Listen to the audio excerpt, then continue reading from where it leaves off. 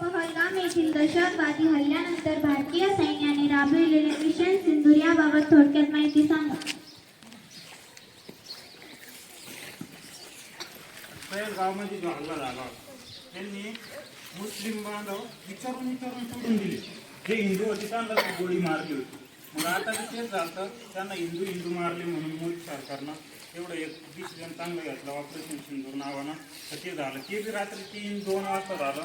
कोणाला माहिती नाही, झोपीत माणसं मारले, तिकडचे मारले. पण आपल्या इकडं मला वाटतं युद्ध व्हावा, हे व्हावा. पण जी कंडिशन तिथल्या लोकांची राहते. आता साहजिकच डांबरगाववाल्यांनी जर काही इथं हल्ला केला सटाण्यावर, कोणी वाटण कोणाला का हल्ला चालू जावं, मग माणसं मारा. जे बॉर्डरवर इंडियाचे माणसं राहतात त्यांचं हालत गंभीर.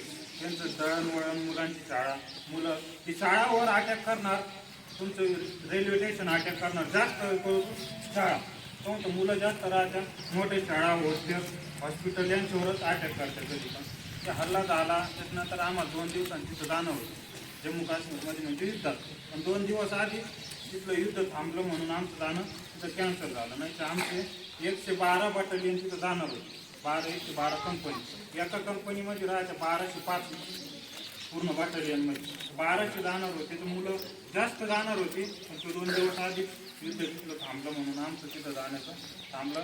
तिकडं ते झालं तर बांगलादेशचं भरोसा नाही, कोणी घुसखोरी करी. आणि 7 दिवस रात्री फक्त 3 तास झोपायचं.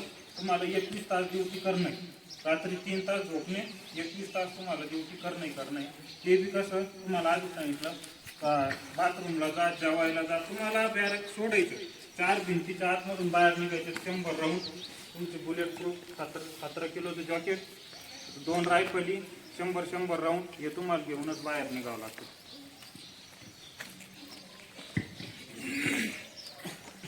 मिशन सिंदूरमुळे पाकिस्तानला व तेथील दहशतवाद्यांना धडा मिळाला का? तुम्हाला काय वाटते?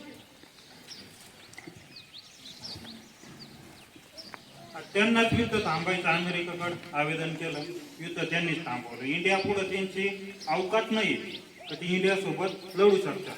आणि साऱ्यात मेन म्हणजे इंडियन आर्मी, BSF हे दोन्ही काम डायरेक्ट बॉर्डरवर आहे. इंडियन आर्मी आमच्या मागे राहते. आमचं एकच आहे, BSF म्हणजे बॉर्डर सिक्युरिटी फोर्स, सीमा सुरक्षा बल. आम्हाला एक तर पाकिस्तान बॉर्डर ड्युटी करणं आहे, नाही तर बांगलादेश बॉर्डर.